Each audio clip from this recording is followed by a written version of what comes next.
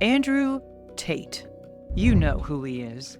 You've been hearing about him nonstop for a while now, especially since, most recently, he and his brother Tristan were arrested, again, for charges related to this time with girls who were underage. But if you're not terminally online, if you're just one of those normal people who occasionally likes to watch a good video on YouTube, you might be confused about why you are constantly hearing about him. Why is everyone obsessed with this guy? Everyone. Dudes want to be him, especially younger ones.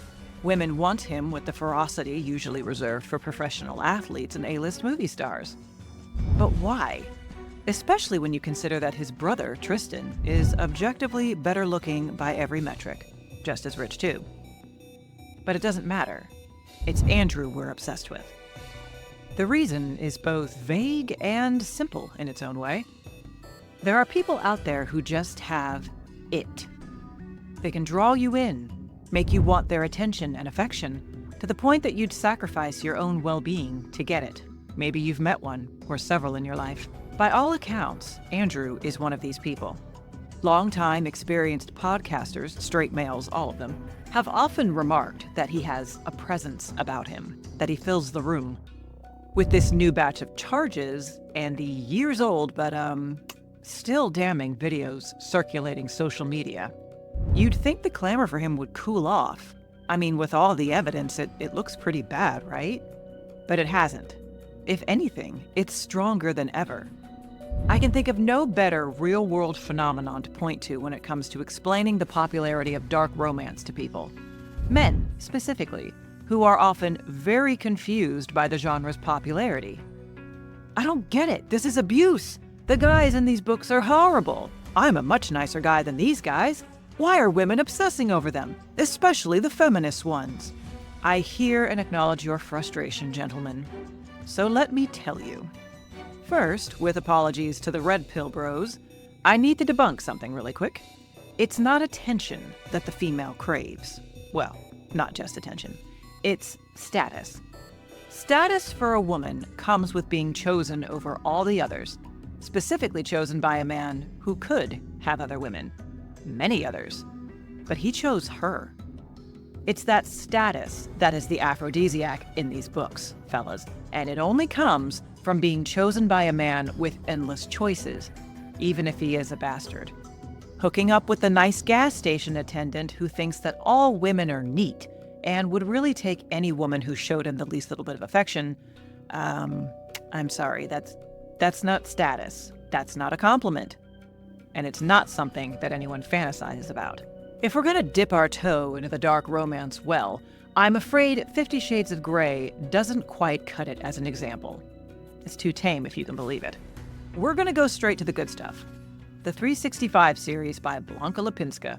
In the first book, Laura goes on vacation in Sicily and is kidnapped by the smoking hot Massimo, who is in a powerful crime family. He basically just tells her that he's going to keep her for a year, and if, at the end of the year, she hasn't fallen in love with him, she can go. Oh, romance. Oh my god. If you want to get a thorough and humorous rundown of the whole series, both the books and the movies, you can check out Amanda the Jedi's videos detailing the whole sloppy mess. To boil it down for this video, basically Massimo is a cartoon villain version of Tate. He is overtly sexual, he is good-looking, of course, but he makes the point to be shirtless, like behaving in a sensual manner at all times, flexing wealth indicators, flexing access to females. All the females. Specifically the ones that all of the other men covet but can't have. He's powerful and aggressive and makes sure that everyone knows it, male and female alike. This is where we get into the sticky part. Lack of agreeableness, physical strength, confidence, and surety are all universally appealing in men. But turn those up to 11, and you get a criminal. These dominance indicators are exactly why Laura chooses to stay with Massimo at the end of the first book and in the Netflix adaptation. But there's also something else. She gets status from this powerful man desiring her, a status she did not previously have. In the books, like most romance novels, Laura is described as pretty but not breathtakingly so. Yet somehow she has a dangerous man deeply invested in her. It's sick, but the appeal is there, and it's undeniably reflected in real life. That's why the touch her and you die trope is so popular. It's the status of a man being willing to do violence on your behalf. You are powerful because his power is at your disposal. He protects you from others. But who protects you from him? No one. But if you're a good girl, then it's a moot point, right? Many other commenters have noted that the hot male protagonists get away with this grotesque behavior because they are hot. If they were ugly and or poor, then they'd be on an episode of Dateline, not in a romance book. Look at the street pimp, and you're hard-pressed to find anyone who likes them. Our lip curls just looking at the mugshot of these gross creatures. These degenerate thugs with delusions of grandeur abuse girls who are from equally unfortunate circumstances, and we hate them. No one thinks they're cool. No one subscribes to their newsletter. Definitely girls don't send them love letters in prison. Men get their status from women. Yeah, I said it. Oh, you don't believe me? Okay, bro. Why is it a bad thing when you go to a nightclub or a party and it's all dudes? Why is being known as a sausage fest the kiss of death for any new venue? It's because being able to acquire attractive, quality women, preferably more than one at a time, equals male status. Tate's girls, whatever else you want to say about them, are gorgeous. They're thin, they're lovely, they're the type of girls that men dream about. And by all accounts, they seem to be emotionally bound to him. Even after they've gone on to other things, they write letters to the authorities defending him. They continue to text him long after they've been dismissed from the harem. These are girls that most men would wife up in a second. Don't listen to Twitter men. They're liars, okay? If they thought they could get these girls, they would take them up on the offer. But they can't. These girls won't have regular men. They want Tate. They are beautiful, quality girls, and they want him, not you. The girls that the street pimp traffics in wouldn't be welcome at a country club. They wouldn't be welcome at a restaurant in a nice part of town. Oftentimes, they wouldn't be welcome at a shopping mall because they're trash. And as a result, the street pimp is also trash. No one wants his nasty-ass girls, so nobody wants him. This is likewise reflected in a lot of the dark romance books, including 365, because Massimo makes a point of giving Laura a makeover even though she is a nice girl. But she's not as nice looking as she could be. She is actually beautiful with the right styling, and her confidence inflated, derived from him and his attention. She is a prize. She is a good look for him. He also wins status by winning Laura's love after brutalizing her. See, fellas? I don't even need to be nice to her. I don't have to give her an option. She'll do as I say, and she'll thank me for it.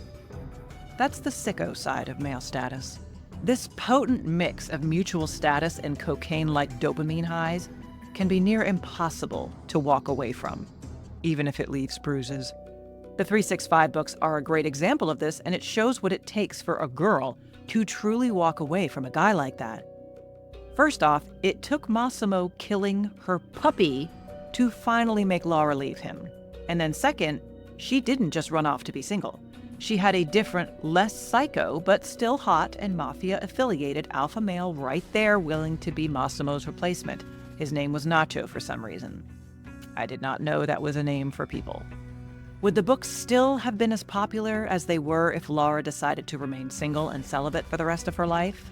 If she settled into her rich auntie life and just drank wine and had brunch and just spent time with the girlies? Maybe. But somehow I doubt it. Relationships like this one are a zero-sum game.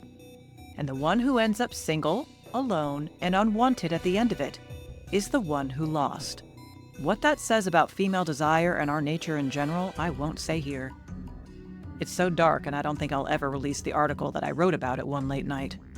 What I will say is that having it, that special quality that draws you to a person, is not in itself a red flag. Just be careful with it.